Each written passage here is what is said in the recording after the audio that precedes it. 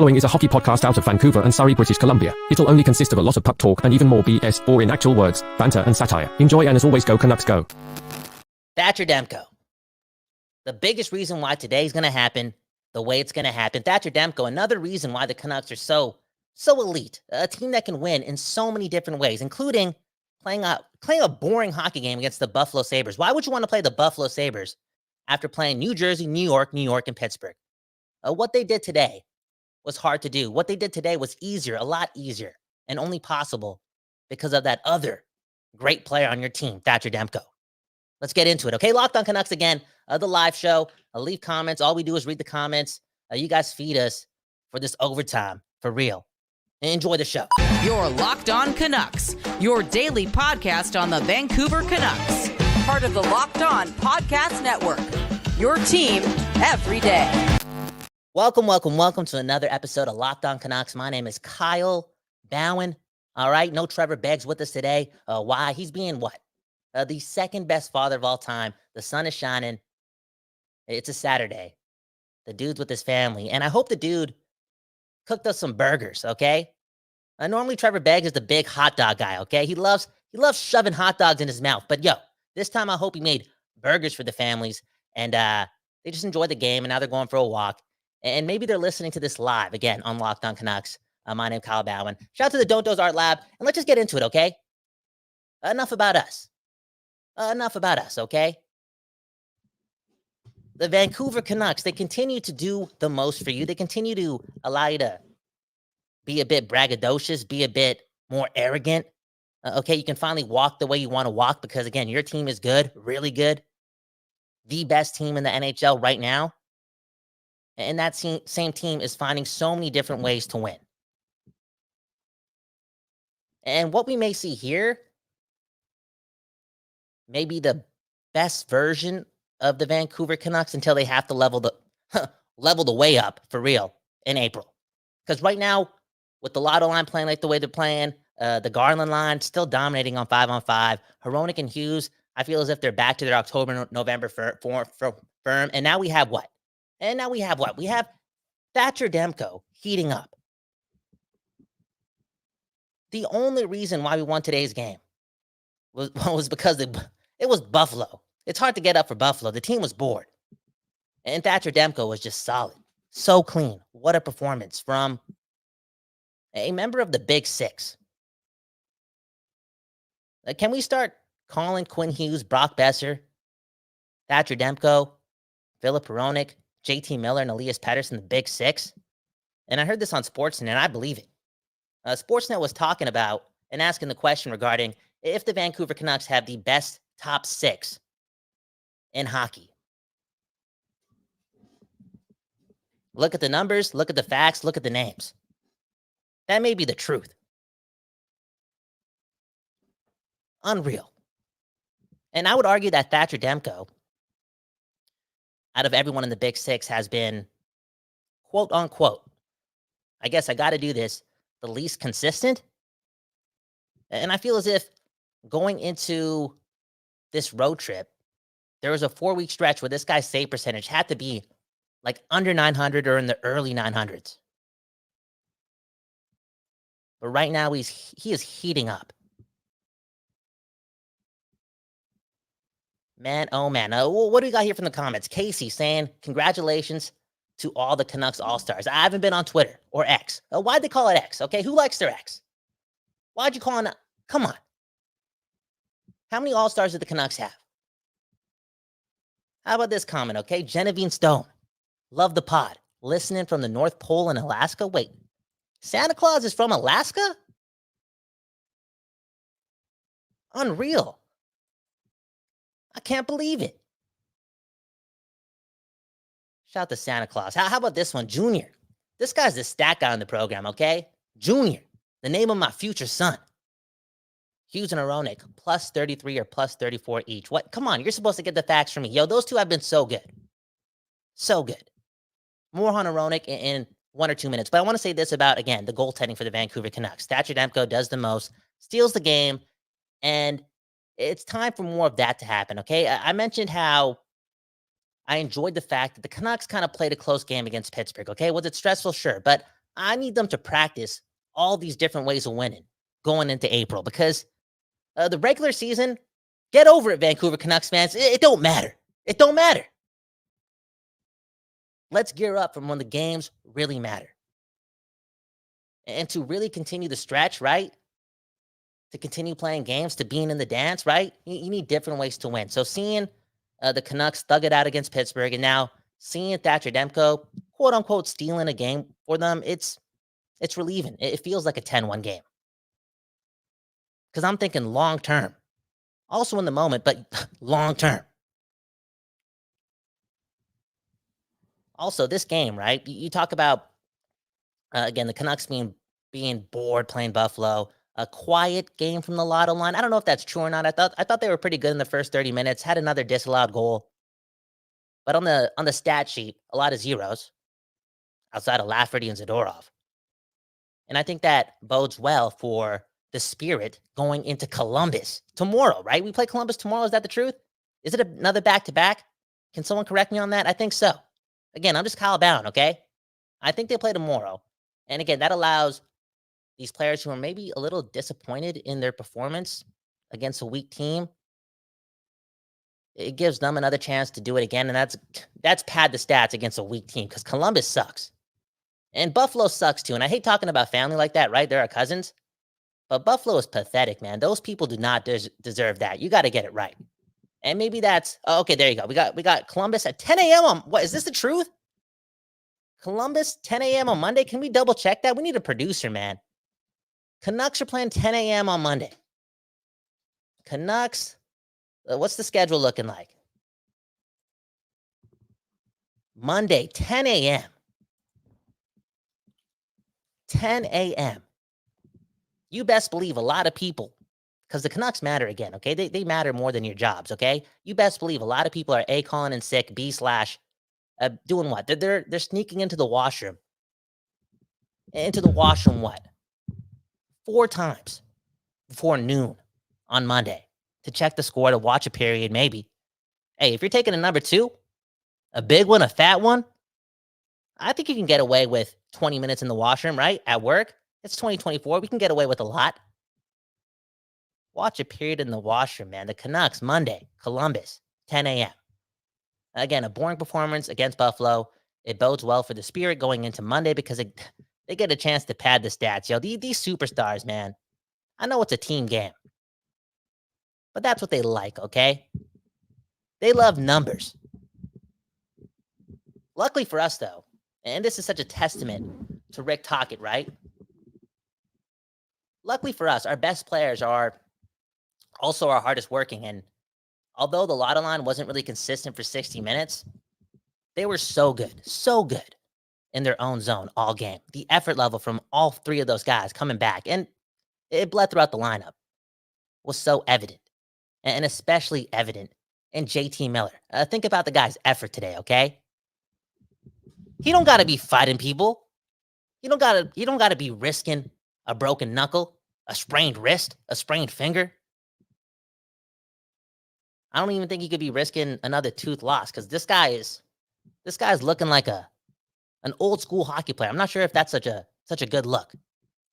Anyways, this guy doing the most. Unreal. So physical the whole game. Questionable hit maybe against Dahlin too. It allows him to drop the gloves twice in a span of 5 minutes. JT Miller, your leading point getter, one of the best players in hockey, possibly going to be the face of hockey too. We just talked about the face. If the Canucks go on a long run, again, nobody in the NHL looks like JT Miller. He happens to be a superstar too. Imagine that guy scoring the biggest goals during a long playoff run from the West Coast, the best coast of Canada. You best believe there's a big chance for that guy to be a part-time face of the NHL type of guy. Again, he was on one the whole game. And what I like too, again, I don't know if this guy thinks the playoffs are next week, because this guy's on, okay? After he has that questionable hit against Dahlin, they have to review it, possibly a 5-minute major, blah, blah, blah. And then he drops the gloves. Fast forward to the 3rd period, and this guy's taking the most runs at Rasmus Dahlin. We're talking about one of the best young defensemen in hockey. And this dude, the face of the NHL, one day, continues the pressure, continues the heat. He's asking Buffalo to do something again, because I'm going right after him. And you know why he did that, right? You know why Miller kept bringing the heat to Rasmus Dahlin, right? A, because he's a gamer, but B, because they were doing the same thing to Quinn Hughes all game. And that's not acceptable. Again, JT Miller drops the gloves twice, and he's asking for more business throughout the game because people on the other team are going after his captain. He's hockey, man. He's hockey. Man, oh man. Elston. Lafferty dropped a 2 on the Sabres for real? What's a 2 mean, man? What's a 2? Lafferty, man, 10 goals. 10 goals, 40-plus games. Might get to 19, might get to 21, might get to 17. And might be the biggest steal this season. So good. And I know that sounds like a bold statement, right? We're talking about a really stacked team. But there's a lot of good to that guy's game. He brings it on a lot of his shifts. And because of that, I feel as if he's allowing his line and his line mates to drive more play in the offensive zone. And I didn't know that was a thing for Lafferty, for real.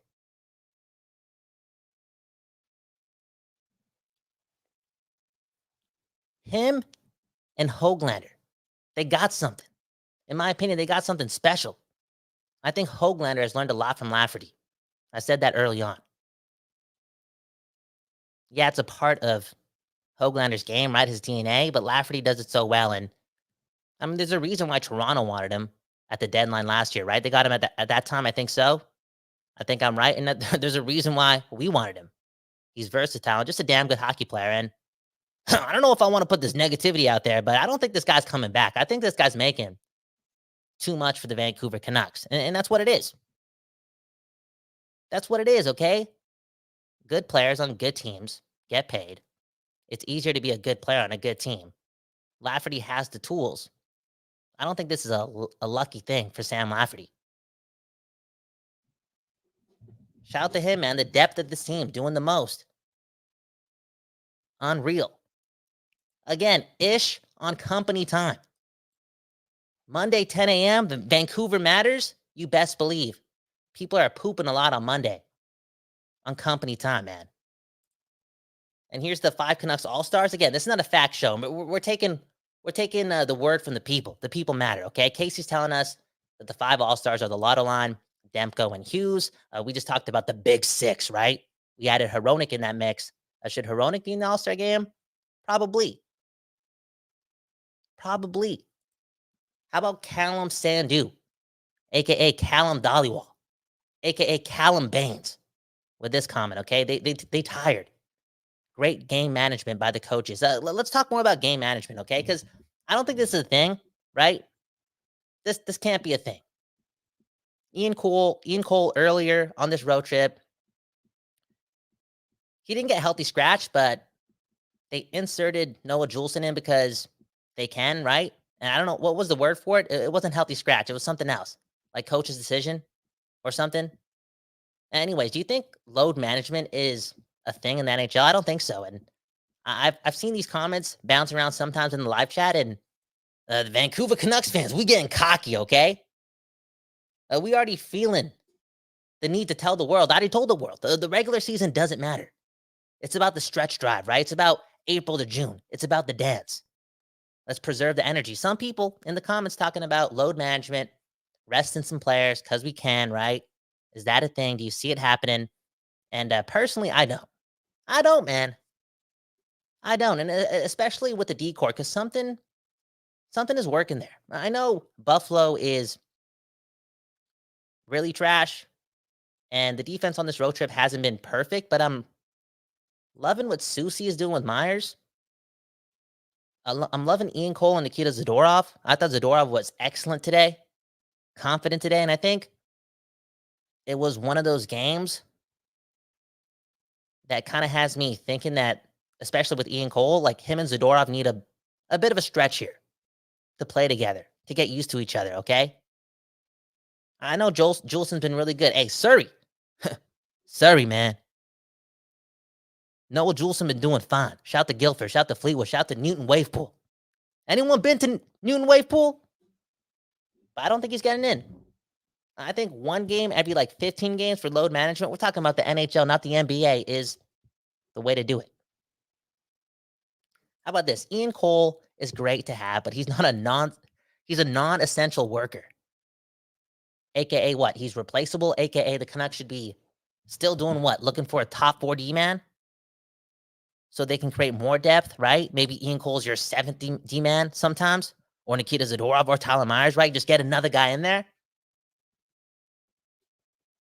Matt with another one. First Canucks game I've missed in months. Sounds like I missed an ugly one. You did, man. You did.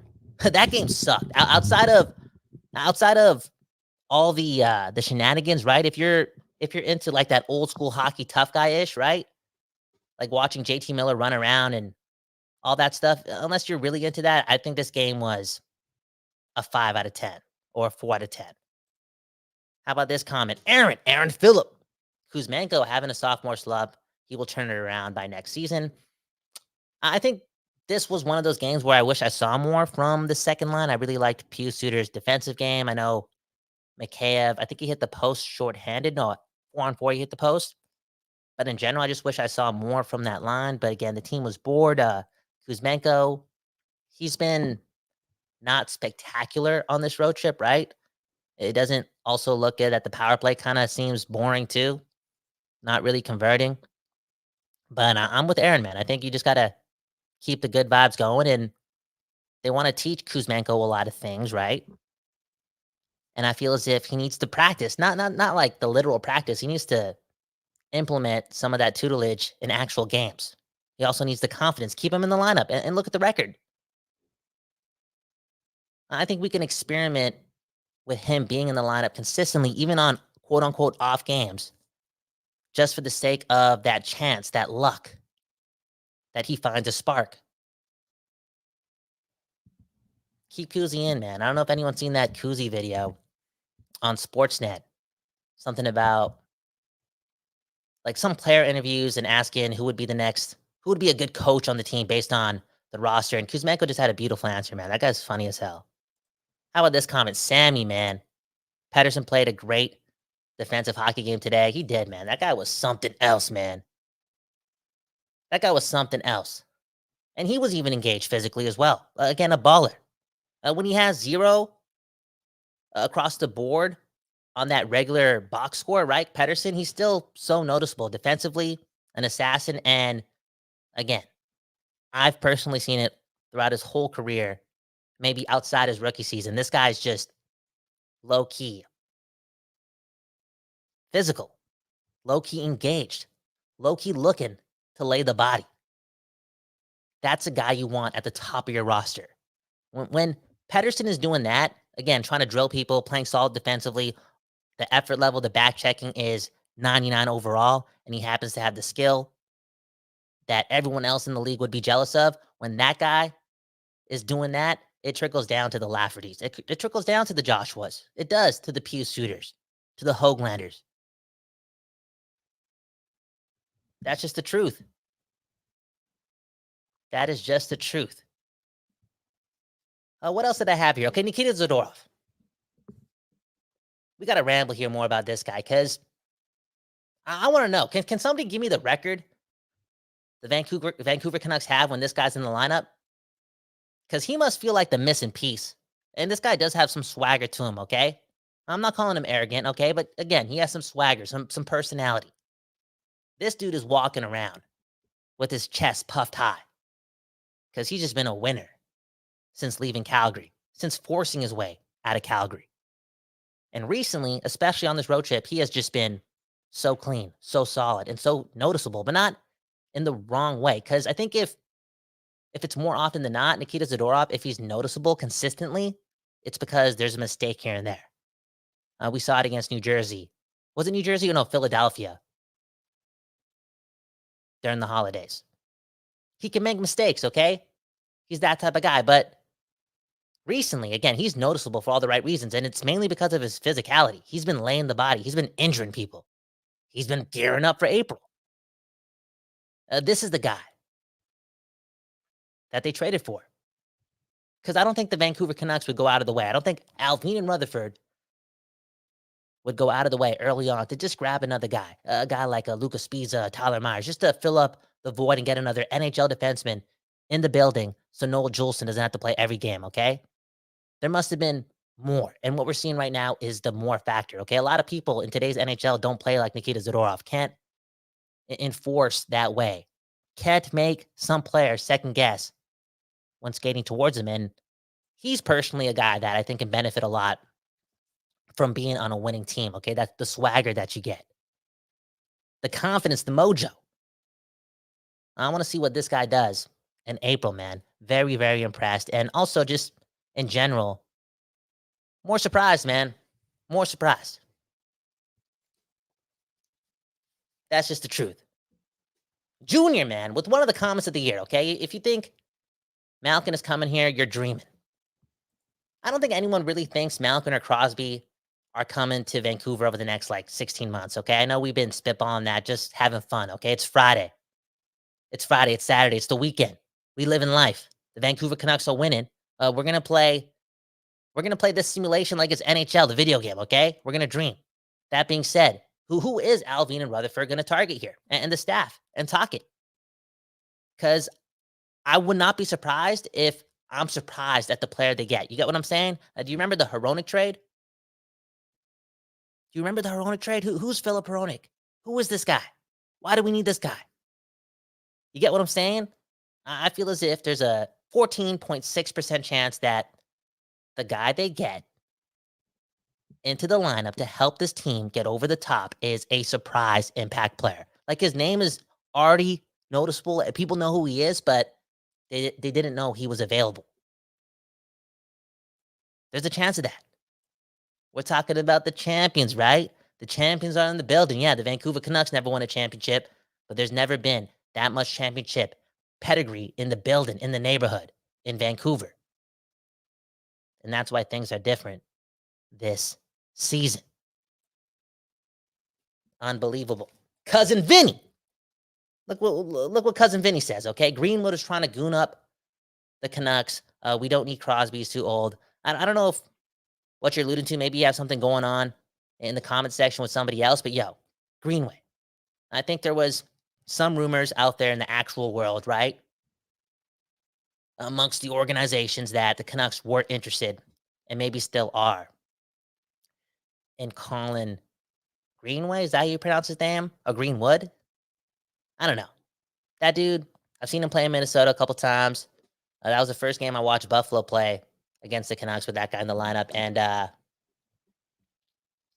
don't know, man. The more and more I think about it, man, I feel as if the Canucks, this is where I'm getting soft, okay?